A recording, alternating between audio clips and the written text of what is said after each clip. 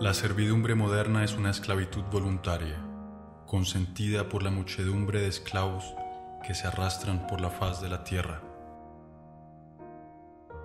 Ellos mismos compran las mercancías que los esclavizan cada vez más. Ellos mismos buscan un trabajo cada vez más alienante que se les otorga si demuestran estar suficientemente avanzados. Ellos mismos eligen los amos a quienes deberán servir. Para que esta tragedia absurda pueda tener lugar, ha sido necesario despojar a esa clase de la conciencia de su explotación y de su alienación. He ahí la extraña modernidad de nuestra época. Al igual que los esclavos de la antigüedad, que los siervos de la Edad Media y que los obreros de las primeras revoluciones industriales, estamos hoy en día frente a una clase totalmente esclavizada, solo que no lo sabe, o más bien, no lo quiere saber.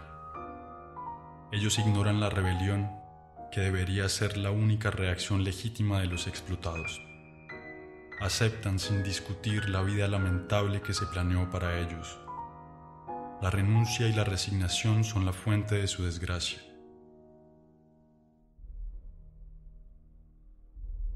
He ahí la pesadilla de los esclavos modernos que no aspiran sino a ser llevados por la danza macabra del sistema de la alienación.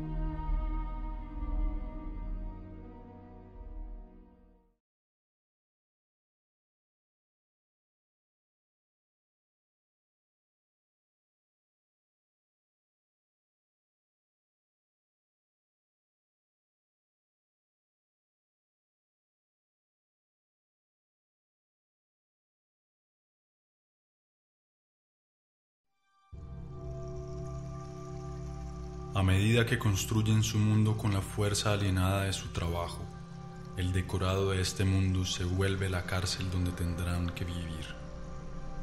Un mundo sórdido, sin sabor ni olor, que lleva en sí la miseria del modo de producción dominante. Este decorado está en permanente construcción, nada en él es constante. La remodelación continua del espacio que nos rodea está justificada por la amnesia generalizada y la inseguridad con las que tienen que vivir sus habitantes. Se trata de cambiarlo todo a la imagen del sistema.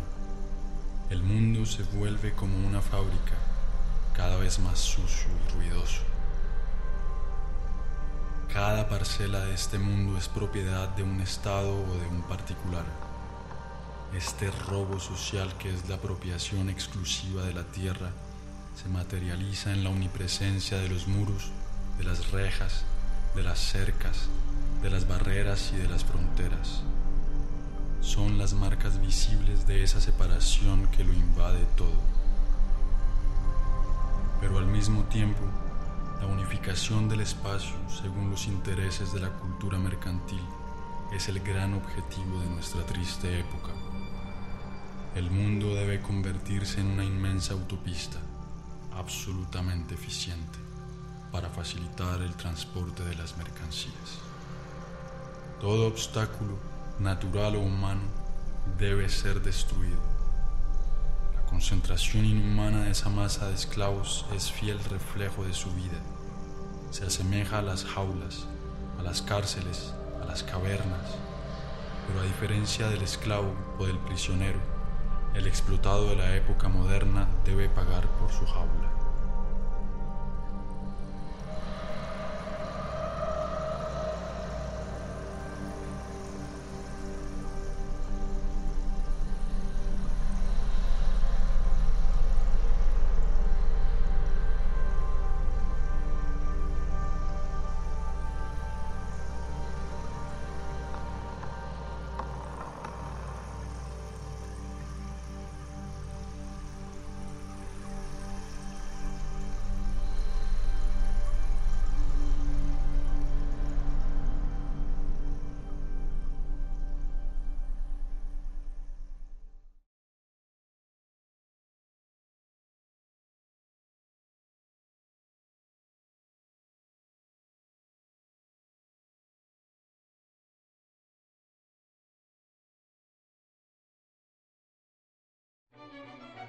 En este estrecho y lúgubre espacio en donde vive, el esclavo acumula las mercancías que, según los mensajes publicitarios omnipresentes, deberán traerle la felicidad y la plenitud. Pero entre más acumula mercancías, más se aleja de él la posibilidad de acceder un día a la felicidad.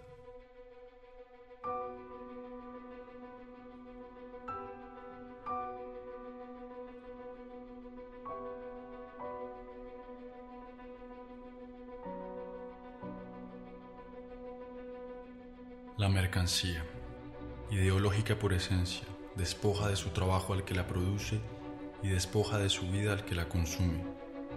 En el sistema económico dominante, ya no es la demanda la que condiciona la oferta, sino la oferta la que determina la demanda.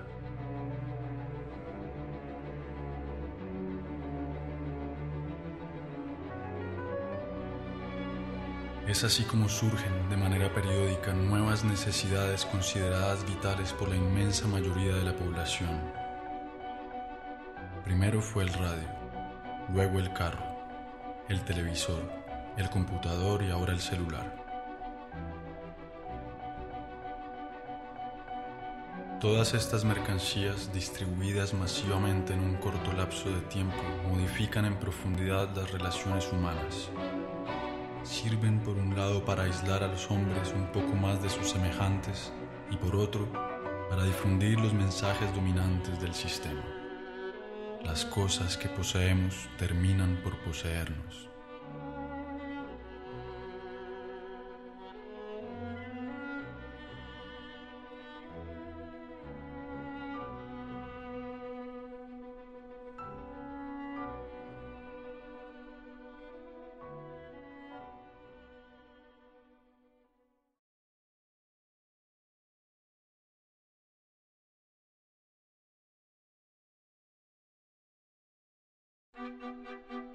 Pero es cuando se alimenta que el esclavo moderno ilustra mejor el estado de decadencia en que se encuentra.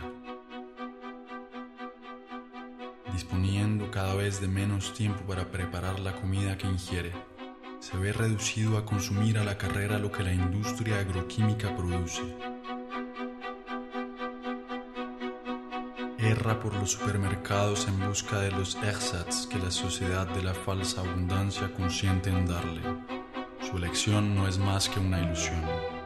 La abundancia de los productos alimentarios no disimula sino su degradación y su falsificación.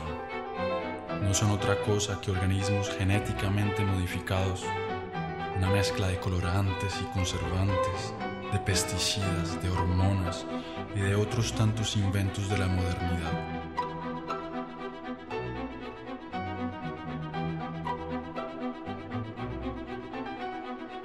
La búsqueda del placer inmediato es la regla del modo de alimentación dominante, así como la de todas las formas de consumo, y las consecuencias que ilustran esta manera de alimentarse se ven por todas partes. Pero es frente a la indigencia de la mayoría que el hombre occidental se regocija de su posición y de su consumo frenético. Por lo tanto, la miseria está donde quiera que reine la sociedad totalitaria mercantil. La escasez es la otra cara de la moneda de la falsa abundancia. La producción agroquímica es suficiente para alimentar a la totalidad de la población. Sin embargo, en un sistema que hace de la desigualdad un criterio de progreso, el hambre no desaparecerá jamás.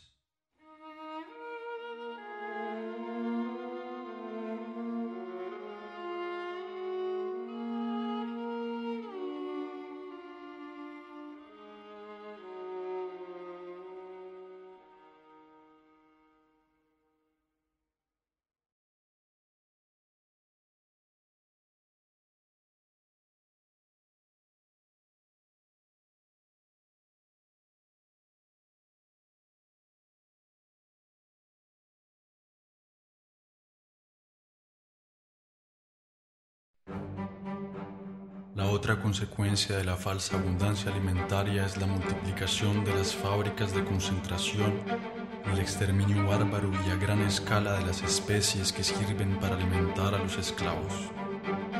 Esta es la esencia misma del modo de producción dominante. La vida y la humanidad no resisten más ante el afán de lucro de unos cuantos.